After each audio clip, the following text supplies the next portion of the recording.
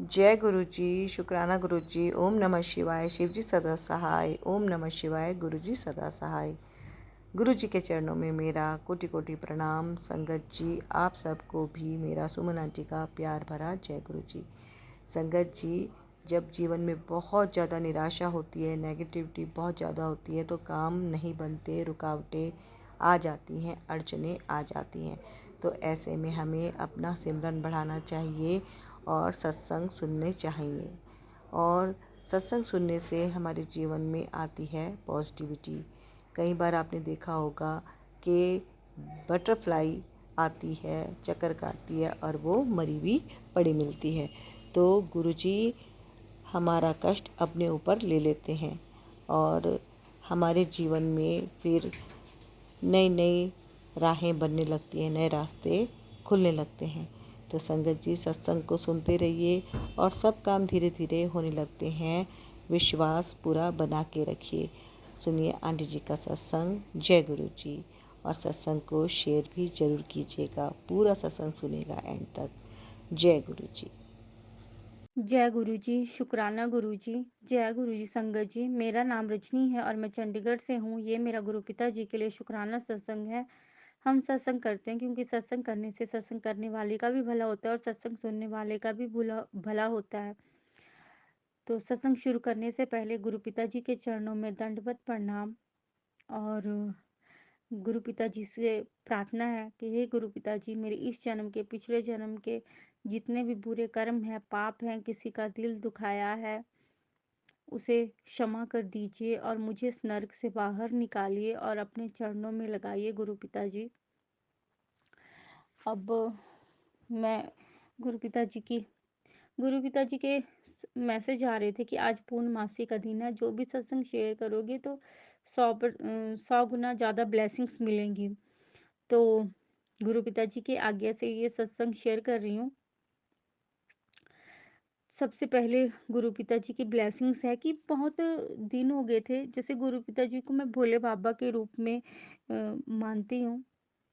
और गुरु पिताजी भोले बाबा ही हैं, भोले बाबा के अवतार ही हैं तो भोले बाबा ही, मगर भोले बाबा के वो अवतार हैं अलग से। फिर गुरु पिताजी ने बोला था कि जिस रूप में तुम मुझे पूजोगे उसी रूप में मैं तुम्हें दर्शन दूंगा। तो मुझे दर्शन भी उनके गुरु के रूप में भी हुए, जो जो उनका स्वरूप था, जिनमें उन्होंने जन्म लिया था धरती पे। और उसके अलावा महादेव के रूप में भी उनके दर्शन हुए। और मैंने सुनाया था पीछे सत्संग में कि मैंने सपने में देखा कि मैं भोले बाबा के गले लगी। तो मेरा जो फ़ोन है ना, उसपे एक 2-3 चैनल हैं, MTSN, सनी वगैरह-वगैरह, उनकी ना क्लिप्स आती थी मोबाइल पे। पिक्चरें आती थी, पिक्चर डालते हैं वो, जिसमें भोले बाबा जो हैं उनके साथ एक बच्चा, एक लड़की होती है, जो अलग-अलग कभी भोले बाबा से आशीर्वाद दे रहे होते हैं, कभी गले लगा रहे होते हैं, कभी जैसे बच्चे के कंधे पे हाथ रखा होता है, कभी बैग लेके पढ़ने बैठाया होता है। इस तरह से अलग-अलग होता था। तो एक दिन मैं सोई थी, तो जब वो मेरे जब मैंने भोले बाबा को गले लगाया था, तो मैं यही देख रही थी।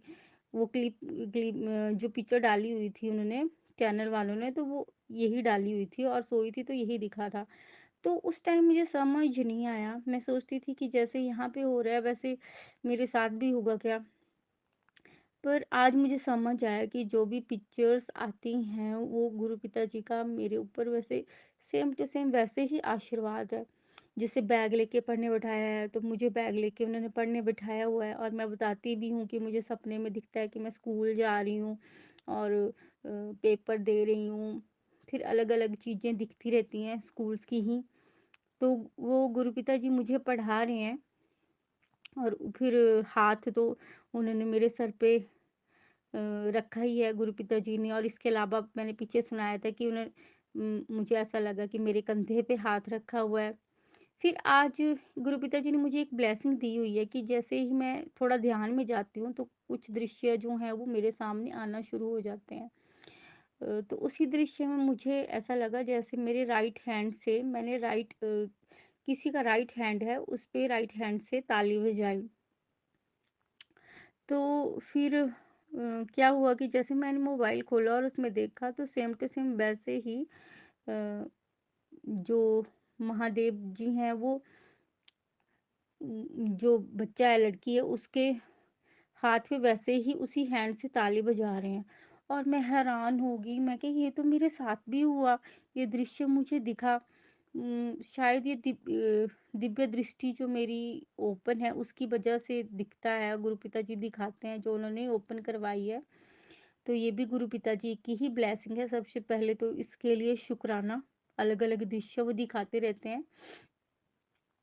और ये इस बात के लिए कि ये सारी चीज़ें मेरे मतलब मेरे लिए वो बताते हैं कि तेरे साथ मेरा रिश्ता ऐसा है। मतलब मैं तेरा गुरु भी हूँ और पिता भी हूँ। तो इसके लिए लख-लख शुक्राना, अनंतम अनंतम शुक्राना, कोटि-कोटि शुक्राना गुरु पिताजी। आप दिखाते तो हैं मगर हमें झलनों को समझ बड़े लेट आता है। इसीलिए तो गुरु पिताजी बोलते हैं कि नीवे होके रहो। क्योंकि गुरु पिताजी ने पहले भी बताया कि मैंने अपने कोल बैठाया हुआ है, तुम मेरे बहुत करीब हो, तुम मुझे बहुत प्यारे हो। ऐसे सत्संग से मैसेज आते रहते हैं, पर हम थोड़ा उन्हें लाइटली लेते हैं, बट ये नहीं है। गुरु पिताजी जिनको अपने करीब बैठाते हैं और जिनसे बहुत प्यार करते हैं ना, उन्हें हर शिक्षा देते हैं वो कि बिल्कुल जो नीवे होके रहो, अहंकार नहीं करना है। मतलब उन्हें जैसे पढ़ा रहे हैं तो सारी शिक्षाएँ दे रहे हैं। तो शिक्षा देने के लिए, पास बैठाने के लिए, सर पे हाथ रखने के लिए शुक्राना गुरु पिताजी, अनंतम शुक्राना, कोटि-कोटि शुक्राना। और सपने में मुझे ऐसा लगा जैसे एक लड़की है, वो कान्हा का चरणामृत जो होता है वो पिला रही है सपने में। तो इस तरह भी गुरु पिताजी ने ब्लेस किया, इसके लिए शुक्राना गुरु पिताजी, अनंतम शुक्राना, कोटि-कोटि शुक्राना। और इसके अलावा आज आज शनिवार था तो शनिवार को हनुमान जी के मंदिर, शनि देव जी के मंदिर और काली माता के मंदिर 3 जगह जाना होता है और वहाँ पे जाके उपाय करने होते हैं। तो वहाँ पे मुझे अलग-अलग बटरफ्लाइज़ से गुरु पिताजी ने ब्लेस किया जिसके लिए शुक्राना गुरु पिताजी। और वहाँ पे क्या हुआ कि हमारे जो कुलदेवी का मंदिर है वहाँ से मैं लेती हूँ पूजा का सामान। तो जैसे ही मैं पौड़ी पे चढ़ी ना दूसरी पौड़ी पे, तो वहाँ एक वाइट बटरफ्लाई नीचे थी। तो मैंने सोचा कि ऐसे नीचे बैठी होगी, गुरु पिताजी ब्लेस कर रहे होंगे। फिर जब मैं वापस आई ना तो वो बटरफ्लाई वैसे ही बैठी थी और मैंने जब उसे उठाया तो वो मर चुकी थी और मैंने देखा कि उसके साथ एक बीड़ी पड़ी हुई थी।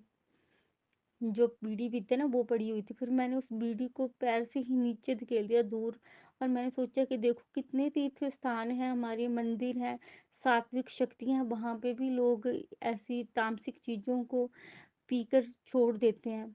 और ये भी शायद गुरु पिताजी का कोई इंडिकेशन ही था। और जो बटरफ्लाई जो मतलब बटरफ्लाई मरी उसका भी शायद मेरे से कोई कनेक्शन था।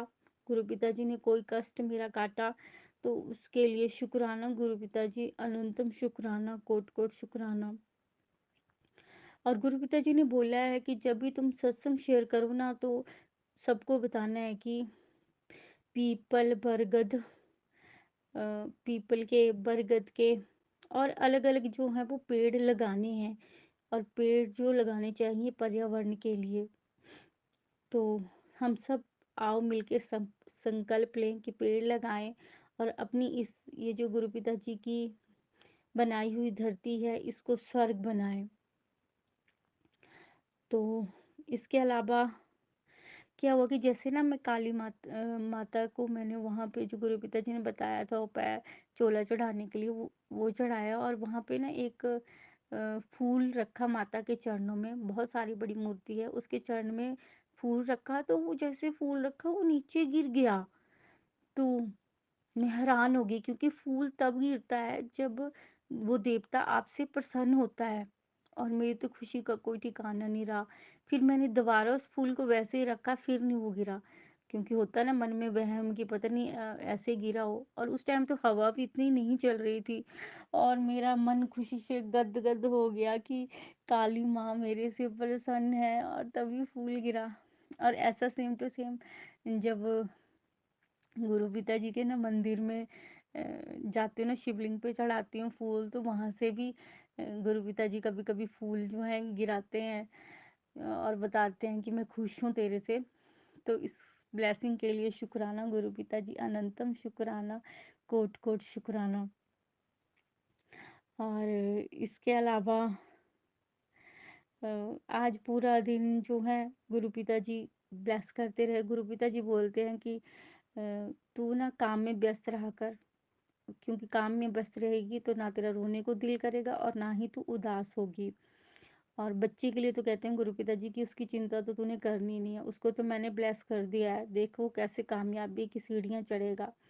तो गुरु पिताजी की इतनी सारी ब्लेसिंग्स हैं, इतनी सारी ब्लेसिंग्स वो दे रहे हैं कि हम शुक्राना करते करते थके ना।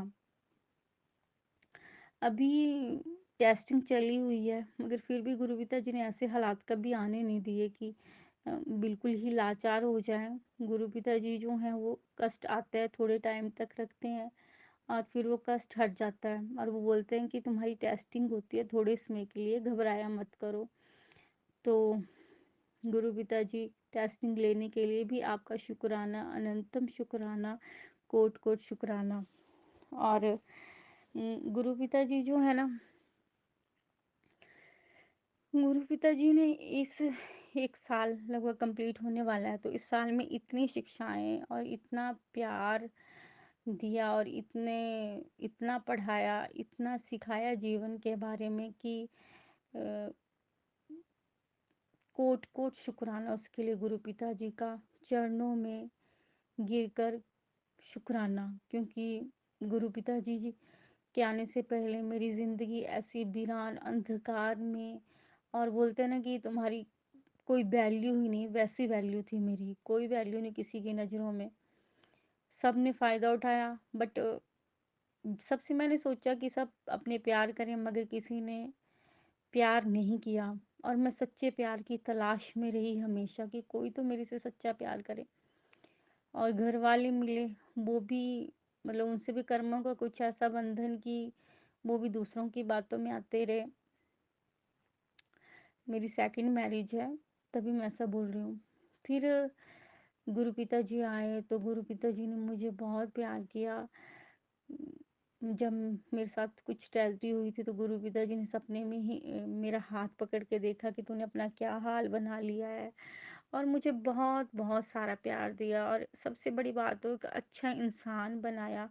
और उन्होंने सहन शक्ति, सब्र प्रदान की, और समाज में कैसे रहना है, कैसे जीना है, सिखाया। और सबसे बड़ी बात कि मैं अपने फ्यूचर को लेकर बहुत घबराती थी, बहुत घबराती थी। तो गुरु पिताजी ने वो मेरी सारी चिंता समाप्त की कि मैं बैठा हूँ ना तेरा पिता, तुझे चिंता करने की कोई ज़रूरत नहीं है। तो इसके लिए शुक्राना गुरु पिताजी, अनंतम शुक्राना। एक एक भजन है ना गुरु पिताजी का कि पहले कौडियां दा मूल्य निसी, कि पहले मैं कौडी का भी नहीं था, मगर आपसे मिलने के बाद हीरो याद पे गया।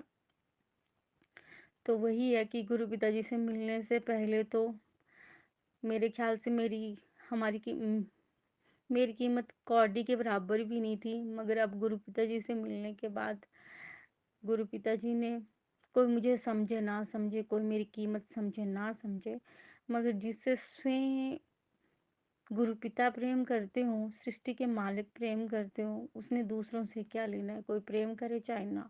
और मेरा तो उन सब रिश्तों के लिए बहुत बहुत शुक्राना, जिन्होंने मुझे धोखा दिया, मेरे से प्यार नहीं किया और ना समझे।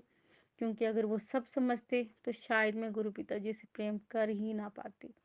क्योंकि हम इंसान, अगर हमें एक जगह से धक्का लगे तो दूसरी जगह भागते हैं, दूसरी से लगे तो तीसरी जगह। और गुरु पिताजी के आगे आत्मसमर्पण कभी हो ही नहीं सकता, अगर कोई हमारा प्यार करने वाला रहे तो उन सब रिश्तों को गुरु पिताजी लख लख खुशियां दे, उनकी झोलियां भरें, उनकी मुरादें पूरी करें। और मुझे तो बस गुरु पिताजी प्यार करें, और मुझे तो बस गुरु पिताजी चाहिए। बाकी तो ये सारी सांसारिक चीज़ें हैं। मेरी तो गुरु पिताजी से यही प्रार्थना है कि मुझे जीते जी भी अपने चरणों में रखें और मरने के बाद भी अपने चरणों में रखें। और जिस तरह अपना बच्चा बना के रखा है ना, वैसे यहाँ भी रखें, और अगले जहाँ भी जाएँ वहाँ भी बच्चा बना के ही रखें। क्योंकि गुरु पिताजी को भी सच्चा प्यार चाहिए, और हम इंसानों को भी प्यार ही चाहिए। गुरु पिताजी बोलते हैं कि जो जो सच्चे दिल के इंसान होते हैं ना, उनका साथ मैं ज़रूर देता हूँ। और वो देते हैं, वो समझते हैं कि अगर हमने लाइफ में गलत भी किया तो उसका कारण क्या था, और हमारे साथ क्या-क्या हुआ, वो रब हैं, वो सब जानते हैं। इसीलिए तो हमारे ऊपर दया कर देते हैं, और वो तो बड़े से बड़े पापियों को भी तार देते हैं, और हम भी तो पापी थे, पापी हैं। ये तो सब गुरु पिताजी की मेहर है। वो परीक्षा ले रहे हैं, कर्मों को कटवा रहे हैं, मगर हम तो ढेला कुछ नहीं करते। गुरु पिताजी जो बताते हैं वो कुछ भी नहीं कर पाते। बस गुरु पिताजी अपनी ब्लेसिंग बरसाए जा रहे हैं, बरसाए जा रहे हैं, बरसाए जा रहे हैं। इतने दीन दयाल हैं मेरे गुरु पिताजी, इतने दीन दयाल हैं कि उन्हें पता है कि ये नहीं अब हिलने वाले, तो अब मैं ही करता हूँ। और वो इतना प्रेम हमसे करते हैं। अगर हम बोलें कि मैं बोलूँ कि मैं उनसे प्रेम करती हूँ, तो ये तो बिल्कुल ही गलत। तभी मैं बोलती हूँ लव यू गुरु पिताजी। आ ही नहीं बोलती, क्योंकि गुरु पिताजी के बराबर तो हम 100 जन्म, लाखों जन्म ले लें तो भी प्यार नहीं कर सकते। हम इंसान स्वार्थी हैं। सच्चा प्यार तो सिर्फ गुरु पिताजी ही कर सकते हैं। इसीलिए मैं बोलती हूँ लव यू गुरु पिताजी, लव यू। आप अपना प्यार दीजिए, प्यार को बढ़ाइए, सांस सांस में सिमरन दीजिए, नामदान दीजिए, और अपने चरणों में रखिए। तो सत्संग करने में कोई भूल हुई हो तो क्षमा करिएगा गुरु पिताजी, क्षमा करिएगा संगत जी। जय गुरु जी, शुक्राना गुरु जी।